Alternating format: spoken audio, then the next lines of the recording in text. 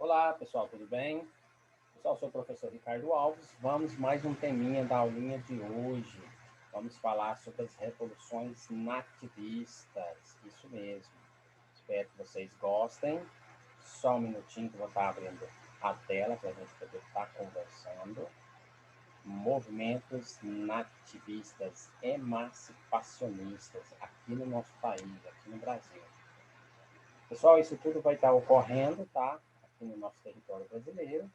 E vamos bater um papo em relação a esse tema tão legal na aulinha de hoje. As revoltas nativistas foram, então, aquelas que tiveram como causa principal o descontentamento dos colonos que aqui estavam no Brasil, né, os brasileiros, com as medidas tomadas pela coroa até então portuguesa.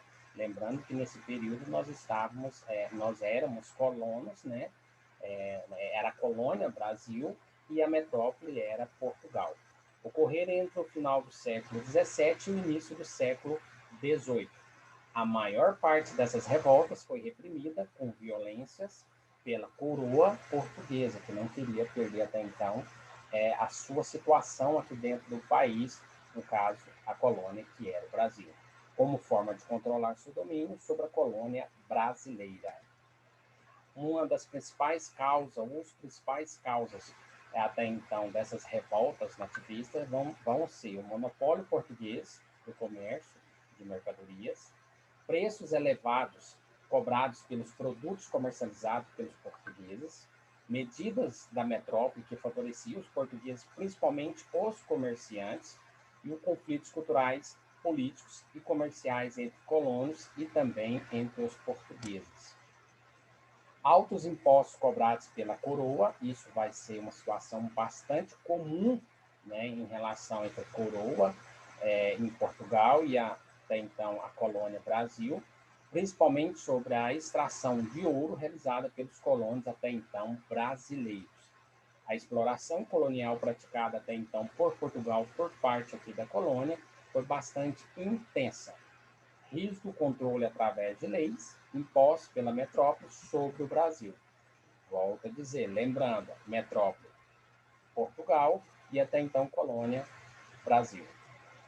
Então nós vamos ter uma das revoltas, conhecida como a revolta de Beckman, né, os irmãos Beckman, vai ocorrer no estado do Maranhão, no ano de 1684, liderada até então pelo Manuel Beckman, né, eles eram dois irmãos, teve como causa principal a falta de mão de obra escrava e o desabastecimento e altos preços das mercadorias comercializadas pela Companhia Geral de Comércio do Estado do Maranhão, criada até então pela coroa portuguesa no ano de 1682. Isso é, 2 anos antes.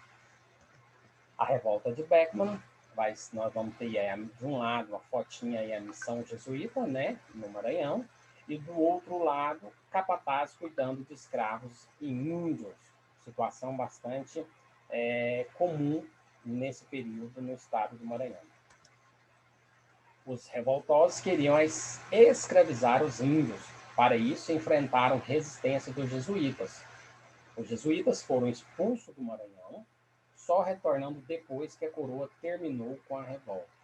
Pessoal, os jesuítas, até então, eles eram contra a exploração do trabalho dos indígenas. Então, eles não queriam que os indígenas continuassem até então sendo escravizados. A revolta de Beckman, nós vamos estar ocorrendo aí dessa situação, vai ser, como eu disse para vocês, do ano ali de 1684 a 1685.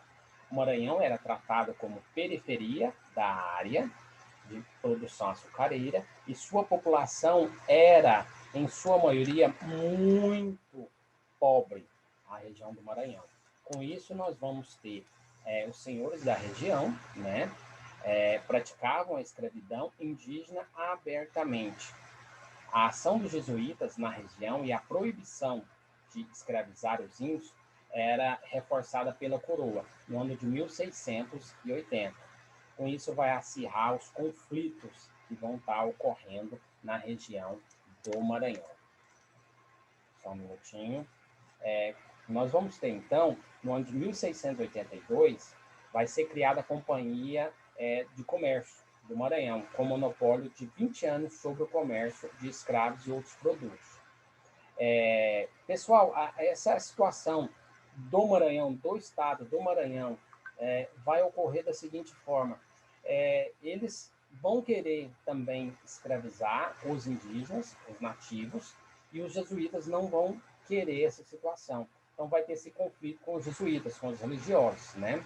E essa proibição, até então, que vai ocorrer de certa forma, somente no papel. Ela não vai ocorrer de forma concreta. Isso vai acarretar graves problemas. Então, a companhia, entretanto, não fornecia a quantidade contratada de escravos e cobrava caríssimo pelos produtos em geral. A população protestava e os senhores tramaram uma revolta que concretizou no ano de 1684.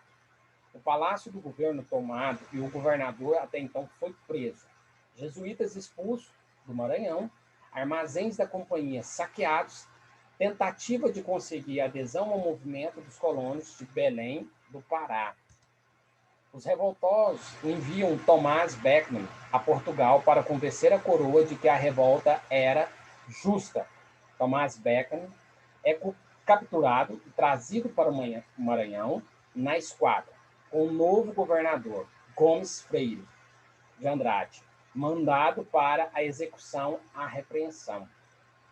Então, vai mandar até então para executar a repreensão aí contra Tomás Beckmann, né? No fim, somente 2 revoltosos são mortos: Manuel Beckmann e José Sampaio. Os demais seguem para o degredo. A situação de pobreza da região perdurou até a Revolução Industrial e a Revolução Americana. Com isso, pessoal, nós vamos estar aí com a finalização aqui da revolta dos Beckmanns, nós vamos ter uma situação aí bastante complicada. Com a morte de Manuel Beckmann e Jorge Sampaio, porque eles eram até então Tomás Beckmann e também Manuel Beckmann, eles eram irmãos. Com isso, com a morte de Manuel Beckmann e também de Jorge Sampaio, os demais, a situação, a revolta de Beckmann, ela vai sofrer até então uma grande insatisfação popular, e a população, como eles eram os líderes, por isso que era a revolta de Beckmann, que era Tomás Beckmann e Manuel Beckmann, os irmãos, e Jorge Sampaio, o que ajudou. Então, com a morte desses dois, vai enfraquecer até então a revolta de Beckmann aqui em nosso país, na nossa colônia, né, Brasil. Já a Guerra dos Emboabas vai ocorrer em Minas Gerais entre os anos 1708 a 1709. Os bandeirantes paulistas queriam exclusividade na exploração das minas de ouro descoberta por eles. Porém, portugueses e colonos de outros estados, chamados de Emboabas pelos paulistas, também queriam o direito de exploração. O conflito ocorreu pela disputa entre a exploração do ouro entre esses dois grupos. Então, nós vamos ter esses dois grupos aí, né? Que vai estar querendo retirar e extrair esse ouro e poder comercializar ele. Também a coroa estava bastante preocupada, no caso, a metrópole em Portugal. Paulistas e portugueses, né? Aonde aí nós vamos ter a Guerra dos Emboabas. Isso tudo vai ser por situações por metal precioso, no caso o ouro. Mapa do Brasil depois da guerra e o mapa do Brasil atual. São 2 comparações aí, né? Que eu coloquei para vocês. Olha para vocês ver o Grã-Pará, São Paulo, e olha o mapa atual hoje do Brasil. A Guerra dos Mascates, já em Pernambuco, no ano de 1710. Participantes, senhores de Engenho, de Olinda, e Mascate de Recife. Motivo: causa básica: Recife obtém Olinda e endividamento e empobrecimento dos senhores de Engenho de açúcar, os latifundiários. Recife, os comerciantes reivindicavam maior participação política. Os comerciantes portugueses, no início, a elevação de Recife, até então, a categoria de vila. Resultado: com a intervenção da coroa portuguesa, Recife foi levada à capital de Pernambuco. Isso. Então, vai ser a Guerra dos Mascates, vai ser entre Olinda e Recife. Um dos motivos principais vai ser a questão do comércio. Então, como eu disse, nessa data, né, no ano de 1711, opôs os grandes senhores de engenho de Olinda aos comerciantes lusitanos de Recife. Com a expulsão dos holandeses, a crise econômica açucareira se tornou mais evidente. O porto de Recife prosperava e os comerciantes eram credores das dívidas dos fazendeiros. Olinda, até então, entretanto, era a capital de Pernambuco. Somente uma vila estava sob a jurisdição daquela cidade. Em fevereiro do ano de 1709, uma carta régia elevou Recife à condição de vila. Já no ano de 1710, o concílio estourou com a invasão de Recife. O governador fugiu para a Bahia e a destruição dos símbolos de sua autonomia, o Pelourinho e a Câmara Municipal. Os recifes também atacaram Olinda no ano seguinte. A coroa interveio, prendeu os líderes da revolta, garantiu a autonomia de Recife e transformou a cidade em capital da cidade, até então, de Pernambuco. Essa capital, no caso, capital da capitania, tá bom? Os movimentos emancipacionistas, nós vamos ver eles, a autonomia da colônia, por parte dela, surgindo no sentimento de alteridade. Os colônios são diferentes dos portugueses. Inspirados por ideias iluministas e por movimentos com a Revolução Americana, a independência do Haiti e também a Revolução Francesa. Nós vamos ter exemplos de movimentos emancipacionistas como a Conjuração Mineira, a Conjuração Carioca, a Conjuração Baiana, a Conspiração dos Suaçunas e a Revolução Pernambucana. Isso mesmo. A política aqui no nosso país, né, a política portuguesa, vinda de Portugal para cá, vamos ter da seguinte forma: a subida ao trono de Dona Maria I, em março do ano de 1777, elevou a derrubada do Marquês de Pombal e todo o seu ministério. Este movimento é chamado de viradeira. Dona Maria I suspendeu as medidas econômicas do ministro, reforçou o poder da igreja, a dependência até então entre a relação da Inglaterra, e expurgou a Universidade de Coimbra, acusando os alunos e professores de heresia, enciclopedismo e outros crimes. Baixou o alvará proibindo atividades industriais no Brasil no ano de 1785. Com isso, nós vamos ter o alvará de Dona Maria I, fala até então do grande número de fábricas e manufaturas que, há alguns anos, por esta parte, tem difundido em diferentes capitanias no Brasil. E terminada, que todas as fábricas de manufaturas ou teares de galões de tecidos, execuando-se não somente aqueles ditos teares ou manufaturas que se tecem ou manufaturaram fazendas também de grossas, de algodão, que servem para o uso do vestuário de negros, para enfardar, para empacotar. Todas as mais sejam extintas e abolidas por qualquer parte em que se acharem em meus domínios até então no Brasil. A Conjuração Mineira, no ano de 1789, apesar da queda da produção aurífera, a coroa portuguesa mantinha uma pesada carga fiscal. A coroa alegava que a culpa era do contrabando. Com isso, nós vamos ter a derrama. Os homens bons deveriam completar o que faltava das 100 arrobas anuais de ouro, por volta de 1.500 quilos pré-estabelecidos. A pressão da metrópole alimentou a revolta conhecida como Conjuração, ou, até então também, como Inconfidência Mineira.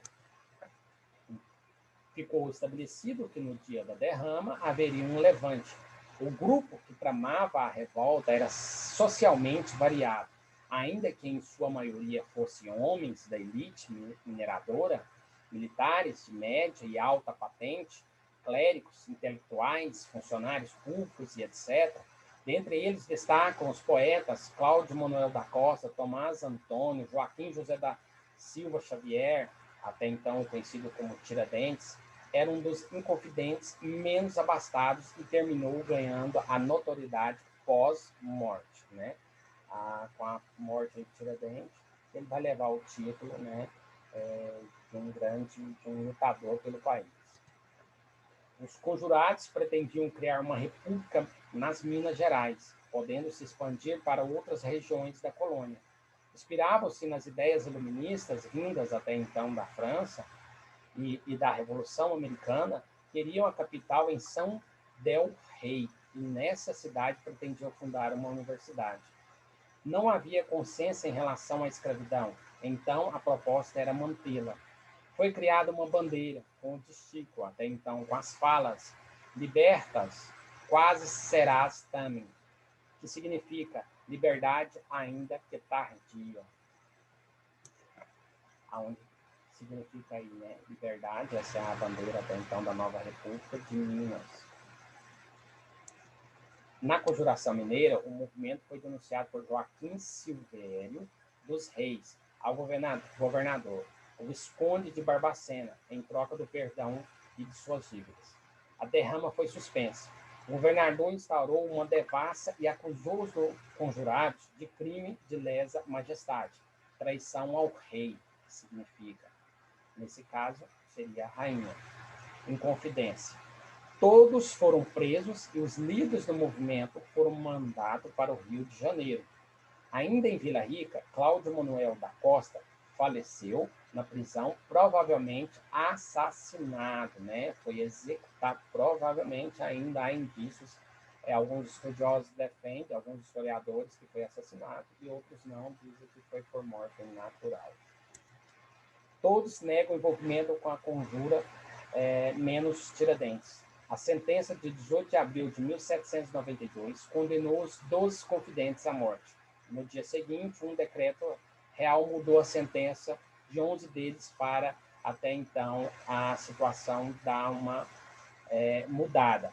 Os degredados foram remetidos para as colônias na África e os religiosos recolhidos a conventos em Portugal. Tiradentes foi morto em 21 de abril, né, a gente conhece bastante, do ano de 1792. Seu corpo esquartejado e exposto no caminho do Novo. Sua cabeça exposta até então em Vila Rica. Isso foi uma forma de intimidar, né, os manifestantes e barrar com a manifestação. Então, é uma forma de impor força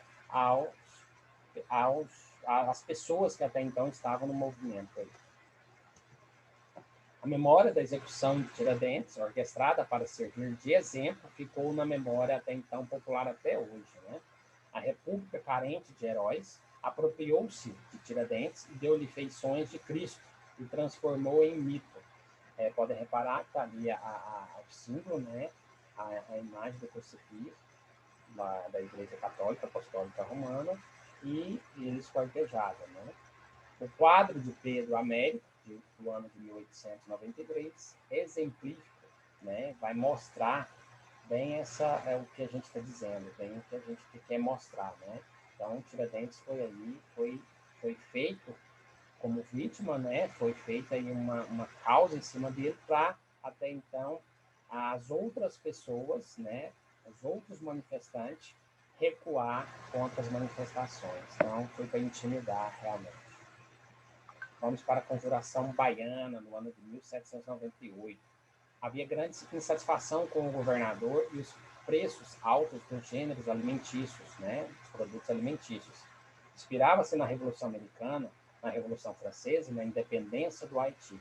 A elite intelectual reunia-se na loja maçônica Cavaleiros da Luz para discutir as ideias vindas dos estrangeiros, né, de fora, da Europa, dos países de fora. Mas essas ideias circulavam também nas ruas de Salvador, entre a população mais pobre, negra e mestiça, daí o nome de Conjuração dos Alfaiates. Então, a Conjuração Baiana pode ser conhecida também como Conjuração dos Alfaiates. Os conjurados baianos defendiam, entre as outras coisas, a república, a abolição da escravidão, diminuição dos impostos, abertura dos portos, fim do preconceito racial, salários até então mais justos, que as portas dos conventos fossem abertas e que desejasse pudesse deixar a vida religiosa e a expansão do movimento para o resto da colônia. Então, nós temos aí a bandeira, né, da Conjuração Baiana, representada aí, para vocês poderem ver. A conjuração baiana, os ideais da conjuração eram divulgadas principalmente pelos escritos dos soldados, mulatos, Luiz Gonzaga da Virgens, e pelos panfletos de Cipriano Barata, médico e também filósofo. Em 12 de agosto estourou o movimento, panfletos colados por todas as cidades, especialmente nas portas das igrejas, com esses manifestos. Né? Um deles se lia: Animai-vos, povos baianienses, que está para chegar o tempo feliz da nossa liberdade. O tempo em que todos seremos irmãos, o tempo em que todos seremos iguais. Houve repreensão e muitas denúncias e prisões. Alguns foram condenados à morte, outros sofreram até a sua desfiguração, né? Para até então o decreto, alguns perpétuos em colônias que não eram portuguesas. Os condenados à morte foram executados em 8 de novembro do ano de 1799, 3 alfaiates e 2 soldados. O quinto, condenado à pena capital, o Orives, Luiz Pires. Orives é porque trabalhava-se com ouro, tá? Fugitivo, jamais foi localizado. Ao contrário da conjuração mineira, a baiana tinha um caráter popular, mestiço, defendia mudanças profundas na estrutura social vigente até então que estava aqui na colônia. Cipriano Barata, uma imagem aí, né, representando ele, a imagem dele, foi enviado para a prisão no Rio de Janeiro e liberto no ano de 1800. Tomou parte da Revolução Pernambucana no ano de 1817 e na Confederação do Equador no ano de 1824.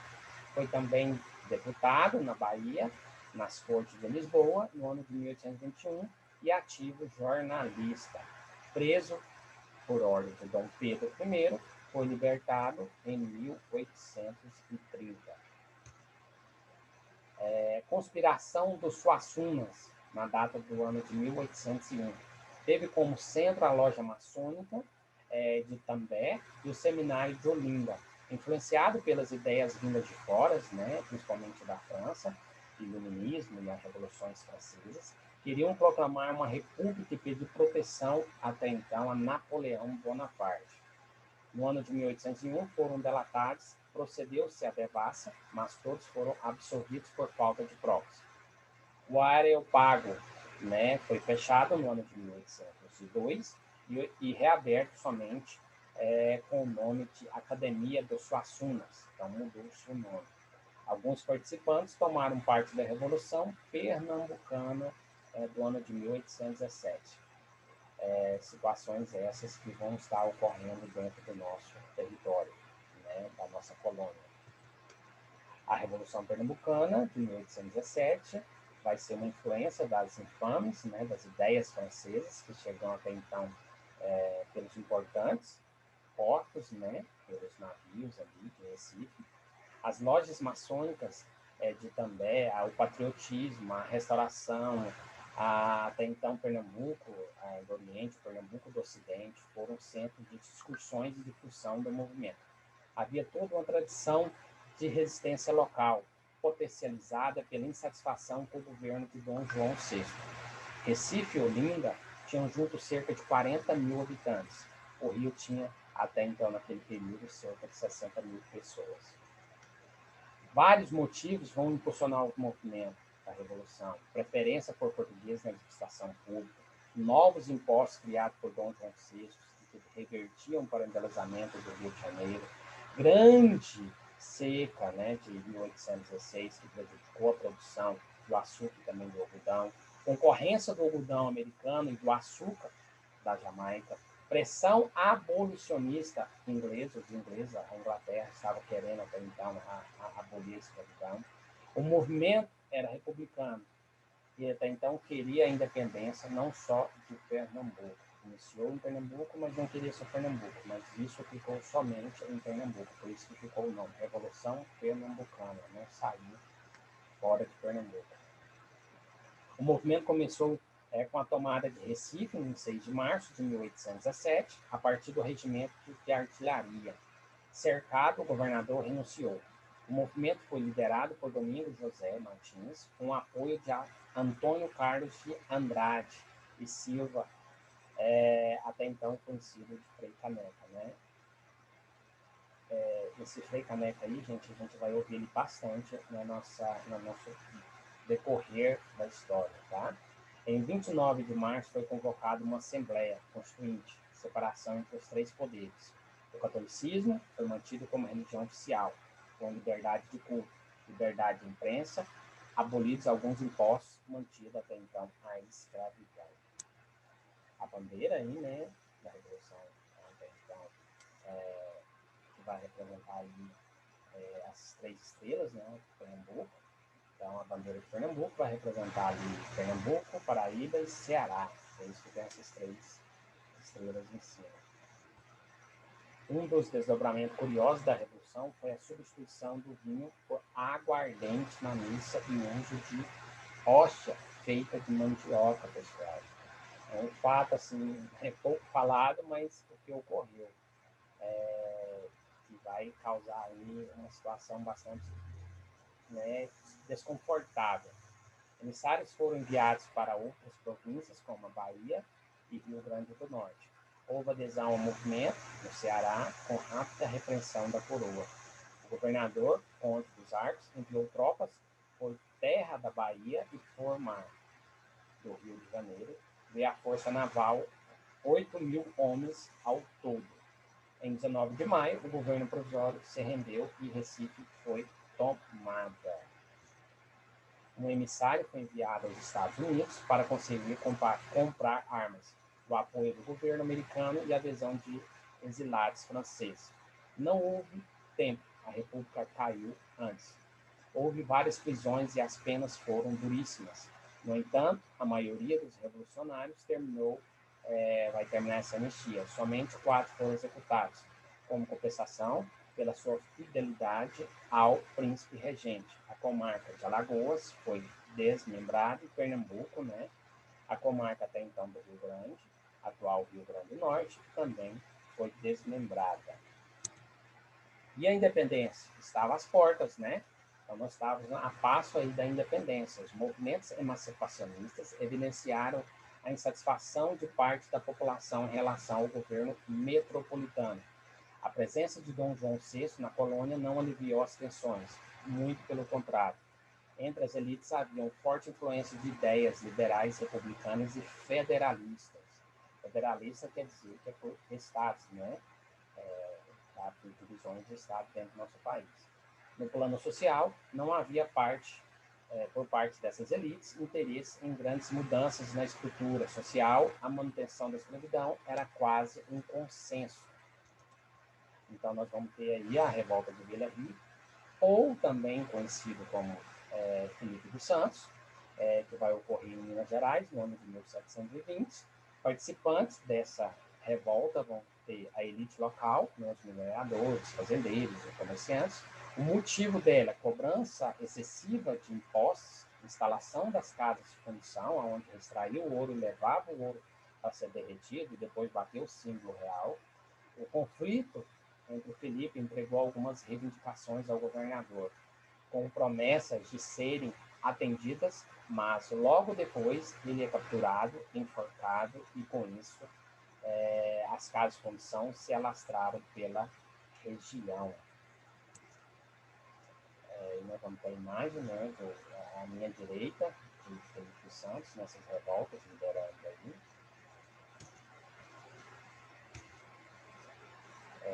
Uma situação, pessoal, que a gente vê bastante, uma situação bastante complicada, que Felipe Santos, ele passa a ser, a sua situação é como se ele foi morto, né? Mas ele foi esquartejado também. Ele não teve a mesma ênfase, como Tiradentes, mas ele foi morto e ele foi esquartejado. Com isso, pessoal, a gente vai finalizando aqui as revoltas nativistas do nosso país. Espero que vocês tenham gostado e até a próxima. Um grande abraço.